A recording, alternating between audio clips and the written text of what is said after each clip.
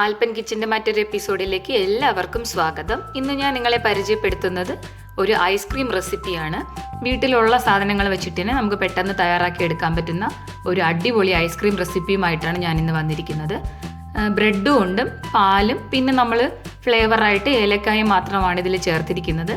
അപ്പോൾ വേറെ പ്രത്യേകിച്ചുള്ള കെമിക്കലായിട്ടുള്ള ഇൻഗ്രീഡിയൻസ് ഒന്നും തന്നെ ചേർത്തിട്ടില്ല. അപ്പോൾ നമുക്ക് നോക്കാം ഇതെങ്ങനെയാണ് ഉണ്ടാക്കിയെടുക്കുക എന്നുള്ളതെന്ന്. ഈ ഐസ്ക്രീം ഉണ്ടാക്കാനായിട്ടുള്ള ഇൻഗ്രീഡിയൻസ് ഞാനിവിടെ റെഡിയാക്കി വെച്ചിട്ടുണ്ട്. 5 പീസ് നമ്മുടെ നോർമൽ ബ്രെഡ് എടുത്തിട്ടുണ്ട്. പക്ഷേ ഇതിൻ്റെ സൈഡ് ഒന്ന് കട്ട് ചെയ്താണ് ഞാൻ വെച്ചേക്കുന്നത്. ആ കട്ടിയുള്ള ഭാഗം ഒന്ന് കളഞ്ഞാണ് എടുത്തേക്കുന്നത്. പിന്നെ ഞാൻ 1/2 ലിറ്റർ പാൽ എടുത്തിട്ടുണ്ട്. കുറച്ച് നട്ട്സ് കട്ട് ചെയ്ത് എടുത്തിട്ടുണ്ട്. പിന്നെ എടുത്തിരിക്കുന്നത് പഞ്ചസാര. മെഷർമെൻറ്റ് കപ്പിൽ 1/2 കപ്പ് പഞ്ചസാരയാണ് എടുത്തിരിക്കുന്നത്.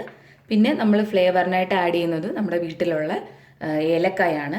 ഏലക്കായുടെ 4 ഏലക്കായ എടുത്തിട്ട് ഞാൻ അതിനെ ഒന്ന് പൊടിച്ചെടുത്തു. പക്ഷെ അതിൻ്റെ ആ തൊണ്ട്, അതിൻ്റെ പുറം ഭാഗം കളഞ്ഞിട്ട് കുരു മാത്രമാണ് ഒന്ന് പൊടിച്ചെടുത്തേക്കുന്നത്. കാരണം ഇത് ഐസ്ക്രീം ആണല്ലോ. ഇല്ലെന്നുണ്ടെങ്കിൽ നമ്മളിത് കഴിക്കാൻ നേരം അതിൻ്റെ ആ തൊലി കൂടെ നമുക്ക് ഏലക്കായുടെ ആ പുറം തൊണ്ടുകൂടെ നമുക്ക് ചിലപ്പോൾ കടിക്കേണ്ടി വരും.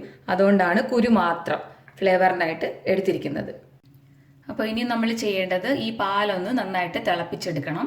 പാലൊന്ന് ചൂടായി വരുമ്പോൾ നമ്മൾ എടുത്തു വെച്ചിരിക്കുന്ന പഞ്ചസാര ഇട്ട് കൊടുക്കാം. ഇനി ഇതിലേക്ക് നമ്മൾ എടുത്തു വെച്ചിരിക്കുന്ന ഏലക്ക കൂടെ ചേർത്ത് കൊടുക്കാം. പാല് നന്നായിട്ട് തിളച്ച ശേഷം ഞാനിവിടെ എടുത്തു വെച്ചിരിക്കുന്ന ബ്രെഡ് ചേർത്ത് കൊടുക്കുന്നുണ്ട്. അതിനു മുമ്പ് ഞാനിതിനെ കൈ കൊണ്ടൊന്ന് ചെറുതായിട്ട് മുറിച്ചിട്ട് കൊടുത്തിട്ടുണ്ട്. അപ്പോൾ അതെല്ലാം നമുക്ക് ചേർത്ത് കൊടുക്കാം. ഇനി ഇതെല്ലാം കൂടിയിട്ട് നമുക്ക് നന്നായിട്ടൊന്ന് മിക്സ് ചെയ്ത് ഒരു 3 മിനിറ്റ് ലോ ഫ്ലെയിമിൽ വെച്ചിട്ടൊന്ന് ഈ ബ്രെഡും പാലുമായിട്ടൊന്ന് കുറുക്കിയെടുക്കണം. ഇടയ്ക്കൊന്ന് ഇളക്കി കൊടുക്കാൻ മറക്കരുത്. തുറന്ന് വെച്ചിട്ട് വേവിച്ചാൽ മതി, അടച്ച് വെച്ച് കുക്ക് ചെയ്തെടുക്കരുത്.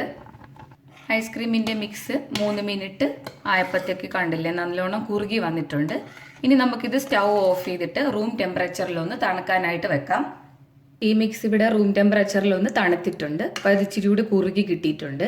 ഇനി നമ്മളിത് മിക്സിയുടെ ജാറിലേക്ക് ഒന്ന് ഇട്ടിട്ട് 1 മിനിറ്റ് നന്നായിട്ടൊന്ന് അരച്ചെടുക്കണം.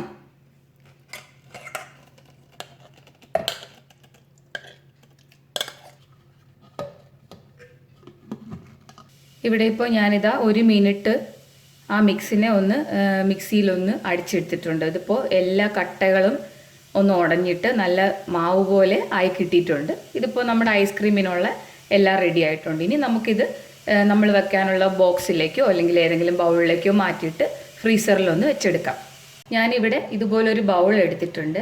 ഇനി നമ്മൾ നേരത്തെ തയ്യാറാക്കി വെച്ചിരുന്ന നട്ട്സ് നമ്മൾ അരിഞ്ഞെടുത്ത് വെച്ചേക്കുന്നത് കുറച്ച് ആദ്യം ഇട്ട് കൊടുക്കാം. ഇനി നമുക്കിതിലേക്ക് നമ്മൾ അരച്ച് വെച്ചേക്കുന്ന ഈ മിക്സ് ഒഴിച്ചു കൊടുക്കാം. ഇനി വീണ്ടും ബാക്കിയിരിക്കുന്ന നട്ട് മുകളിലേക്ക് ഇട്ട് കൊടുക്കാം.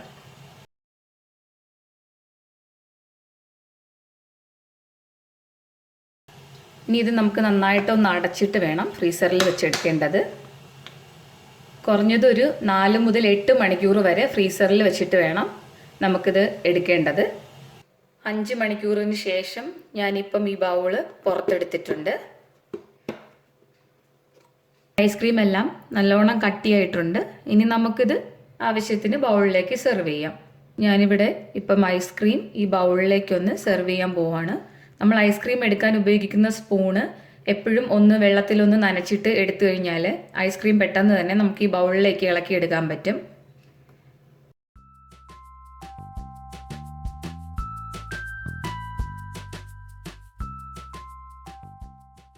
അതുപോലെ വീണ്ടും ഇതിലുള്ളിലേക്കിട്ട് കോരുന്നതിന് മുന്നേയായിട്ട് ഒന്നുകൂടെ ഒന്ന് നനച്ചിട്ട് എടുത്തു കഴിഞ്ഞാൽ ഈസി ആയിട്ട് ഐസ്ക്രീം നമുക്ക് ഇളക്കിയെടുക്കാൻ പറ്റും.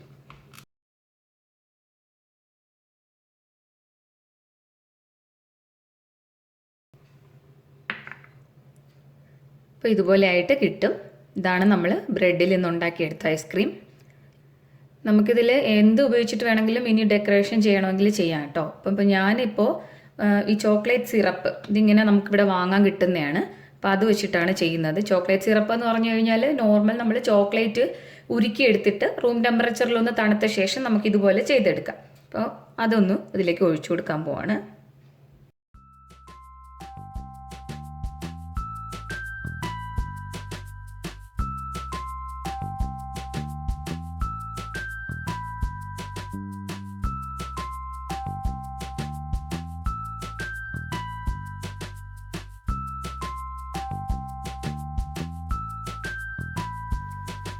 എൻ്റെ ഈ റെസിപ്പി നിങ്ങൾക്ക് ഇഷ്ടമായെങ്കിൽ നിങ്ങൾ മറ്റുള്ളവർക്ക് കൂടെ ഷെയർ ചെയ്യാൻ മറക്കരുത്.